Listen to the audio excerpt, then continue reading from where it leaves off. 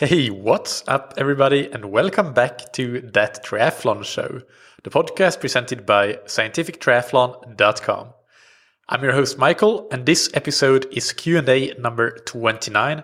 As always, if you have questions that you want me to answer, send them to michael@scientifictriathlon.com, and that's Michael with a K, or through the Facebook Messenger widget on the website scientifictriathlon.com. Before we get into today's questions, a big thanks as usual to our sponsors Roka. Roka are the world leaders in wetsuits, tri-suits, and other triathlon and swim apparel. It started out as a garage mission to make the world's fastest wetsuit and has now grown into making triathlon apparel and endurance sports apparel in general, like tri-suits, swim skins, buoyancy shorts, goggles, high-performance eyewear that can actually be customized and designed for your individual desires. All of Roka's products are a result of really heavy investment in research and development, and they are really focusing on making everything the top of the class when it comes to performance for us endurance athletes. So go and check them out on Roka.com. As you've heard, Roka now also ships from Europe and the United Kingdom, so that is great news for all European customers. No more import taxes and duties when we order here. And even more great news, as you are probably aware of by now, is that you can get 20% off your entire order when you use the promo code TTS, all caps. Big thanks also to Precision Hydration that you can find on precisionhydration.com. And the Precision Hydration, they make electrolytes that you can tailor to your individual sweat sodium content and sweat losses, so that you get a strategy for hydration that is based on you as an individual, because hydration is so individual, and the electrolytes and electrolyte losses and needs. We talk about that at length with Andy Blow in the first interview I did with him back in episode 49. So go and check that out if you haven't already. It's really useful information in general about hydration and electrolytes, no matter which products you use for that. So definitely worth checking out. But to make it easy on you, just go to precisionhydration.com and take their free online sweat test. And that will give you an individual hydration strategy that is tailor-made for you, how much electrolytes you lose in your sweats.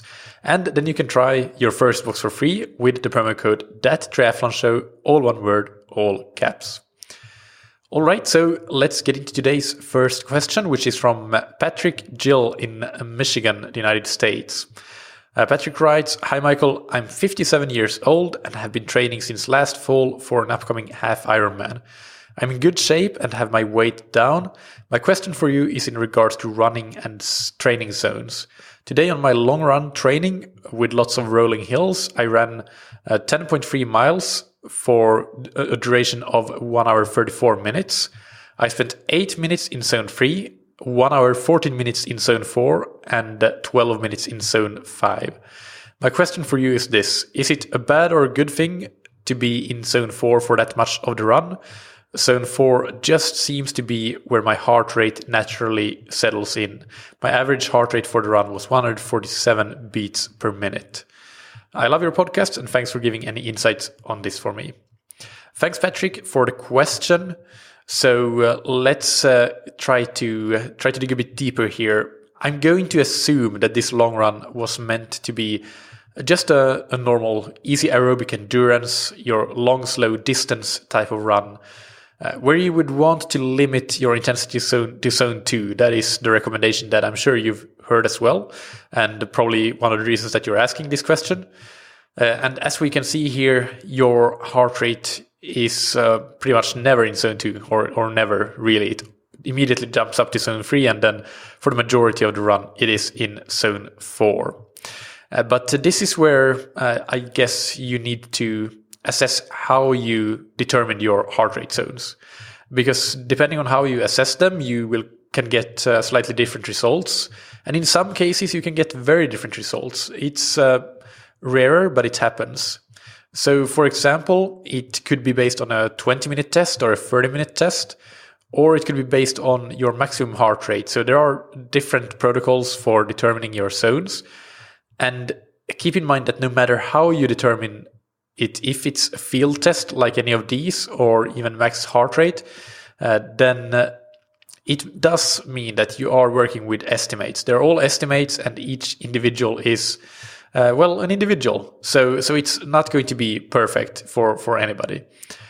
In an ideal world, and probably I would recommend, especially for you, Patrick, and others that struggle with this problem of not being able to keep a zone 2 heart rate, go and get a lactate test done. That way you will get training zones that are truly your own and that you can have good confidence in. Because let's say, for example, that you did a 20-minute test and maybe you didn't get your absolute maximum out of yourself that day. So that made your average heart rate for that 20-minute test a bit lower than it could have been, which also means that your zones are a bit lower than they should be. And that's an example of how things can go wrong. And if you use the maximum heart rate method for determining, well, that's it can be good if you have a fairly good handle or a very good handle of what your maximum heart rate is. It doesn't matter if it's 1 or 2 or even 3 beats per minute off, but you should be within 3 beats per minute of knowing your true maximum heart rate to use that. But then the problem with that method is that it's still based on percentages of that max heart rate. And these are good on average on a population level, but they're not perfect. So for you, Patrick, and others with this same problem, a lactate test where you can get your individual zones would definitely be the best way to go.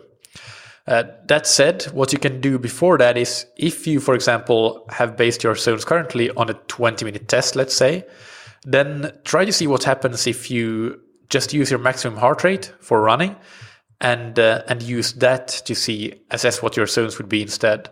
So, for example, in a 5-zone system, we can estimate that the top of zone 2, that would be 75% of your maximum heart rate.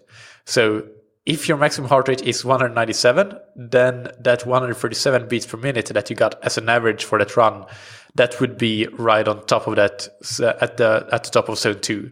So in that case, maybe it wasn't that bad. It wasn't that much too hard. That said, at 57 years old, it's quite unlikely that your maximum heart rate is 197. But who knows? It could be. It's not impossible. It's not unheard of. So, but either way, if you have done, for example, a 20-minute test, or you have done the maximum heart rate, try the other approach and see if you get very different results from that other approach in terms of your zones. And potentially that other approach might work better, be more accurate for you. Now to your question, whether it's bad that you're at that amount of time in zone 4, and let's assume here that your heart rate zones are more or less correct. Well, it is definitely far from ideal. It indicates that even at low intensities, you are producing more energy than necessary through anaerobic processes. You're producing a lot of lactate. And this means that it will burn through your available energy much, much quicker than if you could be more aerobic. It also means that even though your run doesn't necessarily feel very hard, because this is very common that your heart rate just is high, it's in zone 4, but you don't feel that you're working that hard. That's very common. But it still means that you just won't recover from it quite the same, and you might not feel the difference, but it's still, that's just what happens on an autonomic nervous system level. Your recovery will be much, much slower compared to if you had stayed in that zone 2 sort of range. And there is very interesting research in this area that's been coming out in recent years. I'll link to one paper in the show notes, actually by Steven Seiler's group, and Steven Seiler is about to come on the podcast very soon. So that's interesting. That will be interesting to hear more from him, not necessarily on this topic because I don't think we'll have time. Either way, the point is that even though you feel that it's easy work, it will impact your recovery and your ability to perform in the coming workouts. So essentially, if we talk a little bit more about physiology, then your aerobic threshold, or your LT1, your first lactate threshold, or your VT1, first ventilatory threshold, they're all more or less the same thing. They would sit right around the top of zone 2.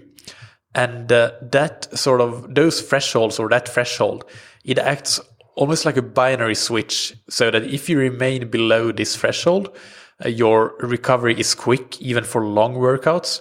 Of course, this depends a bit on your training status. If you're a complete beginner, then even at a low intensity, a 1 hour run is going to require a lot of recovery.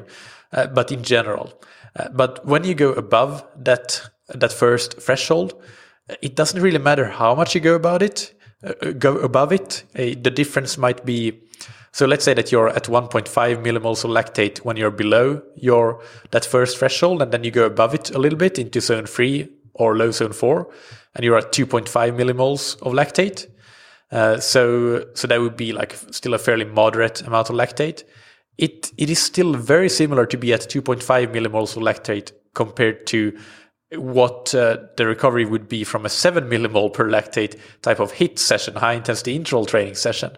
And that's quite fascinating to see actually the impact of that sort of, I guess, gray zone training. And it doesn't mean that zone isn't useful to use at times, but in these long runs, in these aerobic endurance runs, when you specifically want to try to work on your aerobic endurance, you do want to stay below that first threshold.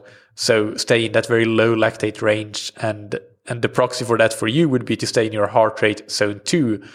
So that's one more reason to go and get that lactate test. But if you don't, then you just need to work with the estimates that you have and find a way to make sure that you can stay in zone 2. So because if we talk a little bit more about this recovery aspect, it's if every time you go out for a run like this, and or even just a run in general, every time you go out for a run, you end up in zone 4 heart rate, that run is going to stress the autonomic nervous system in a similar manner to a HIIT session, a high intensity interval training session. And you can understand then that you're really breaking, from the perspective of the nervous system at least, one of the most important rules of endurance training, doing the easy training easy. You're essentially going hard every day. Again, it may feel easy to you, but the way that your nervous system especially handles it is through much more demanding processes that do require more recovery. So you should definitely start to work on lowering your heart rate. Yes. And again, I strongly recommend a lactate test as a first step to get your true individual thresholds figured out. And then you just have to start to be very diligent with running slower so that you stay at or below that first threshold in your easy runs. And it may feel very uncomfortably slow at first, but the good news is that if you are persistent, then adaptations will take place within weeks, so that we will start to be able to run a bit more comfortably. And in a few more weeks, maybe a couple of months, you might be able to do that sort of zone 2 heart rate at what feels like normal running again. One option is to insert walk breaks in your runs to keep your heart rate down and keep it from shooting up too much. But so that's something that you can play around with. And also, to make it a bit easier on you, try to do your runs in not too hot temperature conditions and to avoid caffeine before, just so that you reduce the influence of other factors that can impact heart rate. So I hope this helps, Patrick, and good luck. The next question is from Shai, and I don't know where Shai is from, but he writes, "Hi Michael, I listen to your podcast regularly and find it interesting. In episode 169, you interviewed Sebastian Weber. It was a fascinating episode, and on one of the questions, he said that he doesn't recommend the LCHF, low-carb, high-fat approach to most recreational athletes, and even for pros, only to very few specific ones. You also mentioned on several episodes that you don't recommend this diet. I have been experimenting with it in the past 2 months, where before races or hard sessions, I add more carbs the night before, and in the morning. The main benefit I find with this diet is I managed to lose four additional kilograms, and I wasn't fat when I started it, probably around 10 to 12% body fat. Whereas on a conventional restricted caloric diet, I was in a constant battle and managed to lose barely half this weight. 2 months is a very short time frame, so I cannot say much beyond the weight loss, but I do feel that when most of my carbs come from vegetable, which I don't limit, I managed to lose the additional weight quite easily, and I'm not at the end of the road yet. With strategic carb loading, I managed to get to races with my glycogen stores full. I try to do my easy runs in the mornings on an empty stomach, and sometimes I go for moderate intensity exercise fasted. I didn't do hard sessions fasted yet, but this is something I thought of experimenting with in the future. What is your opinion on this approach? Thanks, Shai. Okay, Shai, so the first thing that I would say is that if it works for you, then there's no reason for changing it. Nutrition is individual, so just because I recommend something to not generally be the best way to go, that doesn't mean that it's not a good way to go for the individual. Just like Sebastian said, that with some pros, they do use a low-carb, high-fat approach. You can compare it a bit to pharmacology. I'm a bit interested in that since I used to work in medical devices. So in that industry, there are drugs that are prescribed for certain conditions because they have been researched and proven to work for a significant proportion of the population, and they have a measurable and clinically relevant effect size. But that does not mean that these drugs work for everybody. And what I worked with specifically in medical devices was a device for depression. So I studied depression in general quite a lot, and mental health in general as well. And that field is notorious for patients having to try 2, 3, 4, even 5 different drugs before finding something that works. And it isn't because the drugs are bad or don't work, but it's just that they don't work for everybody the same way. So what you have in medicine then is that you have your first line treatments, and they are the treatments that are the most likely to work for the patient. And then you have second line and third line and so on, depending on whether the patient gets a good response from that first line treatment or not. And in endurance sports nutrition, to close down this analogy, the evidence that we have today is very clearly showing that LCHF should not be a first line approach to nutrition. A healthy, unprocessed food-based varied diet that contains a good amount of protein, carbs, and fats should be the first-line treatment. But however, if you feel that that doesn't work for you for some reason, then you can try LCHF as a second-line protocol. It is quite important, of course, to define what success is for you, and you seem to measure it in terms of weight loss, and that's fine, I guess. But just keep in mind that if you are already at 10% body fat, maybe weight isn't the primary limiter for you, but actually being more focused on performance would be what I would do in your shoes. So just in that situation, what I would really focus on is to just make sure that you get to your full potential. You get your full potential out of you in your hard, intense workouts. And what you do great here is that you do load up on carbs before those hard workouts. So I like that you sort of periodize it, and that's great. So it reduces the risks of you arriving to those workouts very glycogen depleted, which would probably limit how much you could get out of yourself in those workouts, especially the really, really intense ones. Because this is a fact, and it is not often misunderstood because of pseudoscience and bro science and what have you. But when you go above threshold, then you are burning carbs no matter what your diet is. It doesn't matter how quote unquote fat adapted you are going to be burning carbs as soon as you cross your anaerobic threshold, and a lot of them. And then if you don't have enough carbs on board, you're producing less power and you're having a less effective workout with less training response and adaptations as a consequence. So I'm not saying that you're doing this because you are taking carbs before workouts, but in general, this is a big risk that I see with LCHF, that people underperform in intense workouts, and they might not even feel it because it might feel like all out, and it is all out, but it's just not as high an output, whether it's pace, power, etc., as people could have had if they would just have been a bit more fueled up and had those glycogen stores on board. So it can make a big difference, especially when you have plenty of those workouts or a longer build. From an endurance performance perspective, if we look at it that way in general, again, not looking at you individually, but just whether it should be a first line or second line treatment, to go back to that analogy, then there's really no argument that having carbs as a very regular, like a mainstay in your diet, is better than the alternative, not having them. We know this from all studies that have directly compared high carb and low carb diets, have found that the performance is better when you have a high carb diet. Now, the argument that I'm training for an Ironman, I need to improve my fat oxidation, that will come up for sure. But remember that, and we've talked about this before on the podcast as well, 90% or more of your fat oxidation comes down completely to how you train, no matter whether you eat candy all day or, I don't know, eggs and fish oil all day. So 90% is still going to come down to training. And one of the keys to that training piece of the puzzle is what we talked about in the first question today, actually. So doing your long, slow distance slow enough and not going above that aerobic threshold in those easy runs. This way you will rely on primarily fat oxidation, but you'll still burn some carbs, of course, but regardless of diet.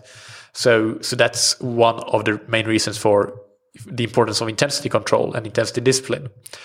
But another part, and this is perhaps even more relevant, is that the higher your VO2 max, your aerobic capacity, then the higher your fat oxidation is going to be. They correlate.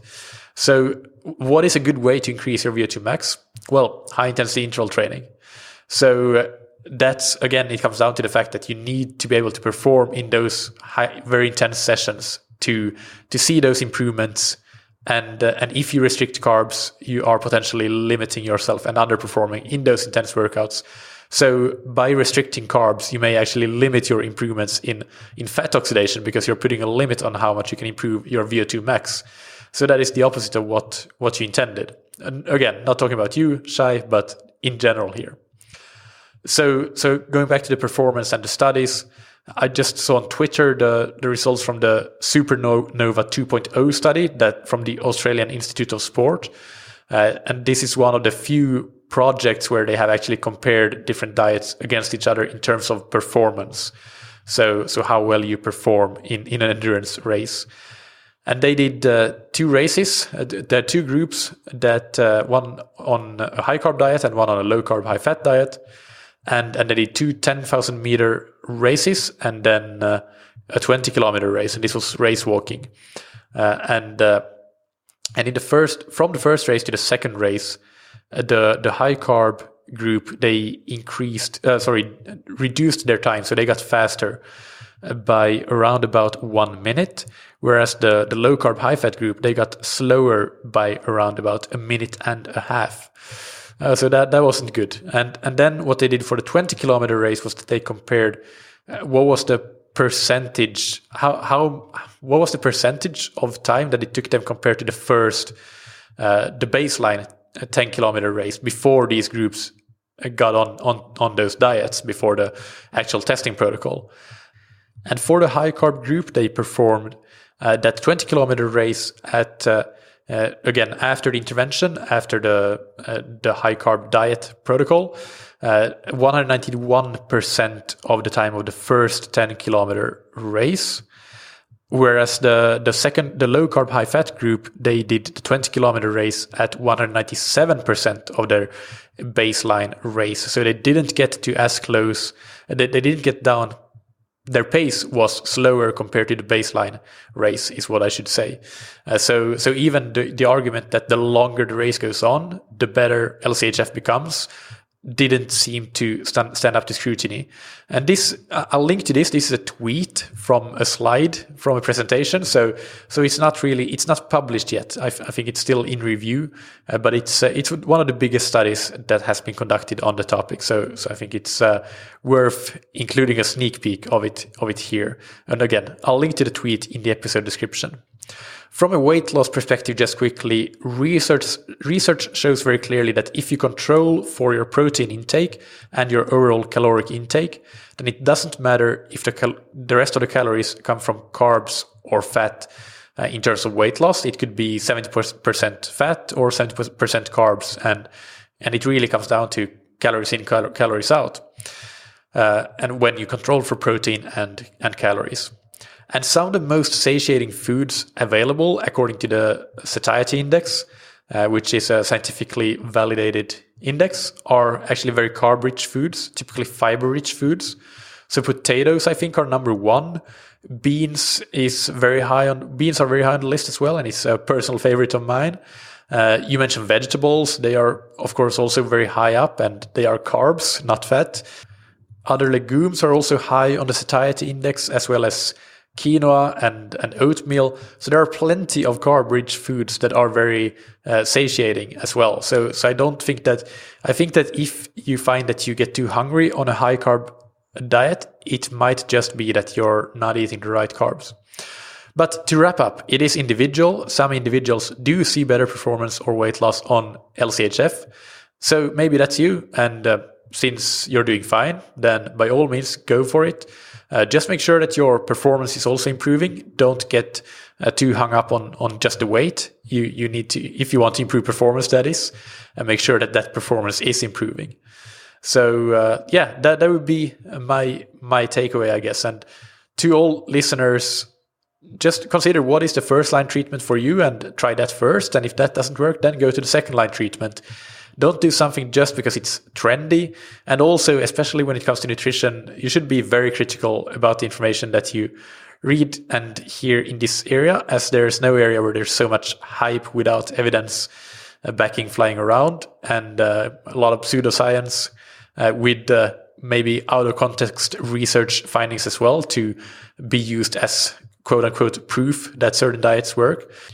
So yeah, just be critical of everything you read and hear, also including this episode. I hope that I didn't make any factual mistakes here. I think not, but it definitely pays to. You shouldn't just blindly trust this either. You should get some backing, go and look what some top nutritionists are and nutrition researchers are doing and saying. So yeah, that's something that's very important, because it is easy to get caught up in a media hype, especially in nutrition. All right, that wraps it up for today. Remember to keep sending in the questions. They're really great and I enjoy getting them. A link in the episode description to that research paper on the autonomic nervous system recovery after exercise and the sort of binary effects when you go above the first lactate threshold, and also to that tweet that I mentioned with the findings from the Supernova 2.0 study comparing the LCHF and high carb diets. Big thanks to Precision Hydration. Go to precisionhydration.com and take their free online sweat test to get your individual race hydration strategy. And use the promo code THATTRIATHLONSHOW, all one word, all caps, to get your first box for free. And big thanks to Roka for sponsoring the show. You can go to roka.com and check out their range of wetsuits, tri-suits, swimskins, goggles, and high-performance eyewear, and get 20% off your entire order with the promo code TTS, all caps. Thank you, as always, for listening. Keep training smart and keep loving triathlon.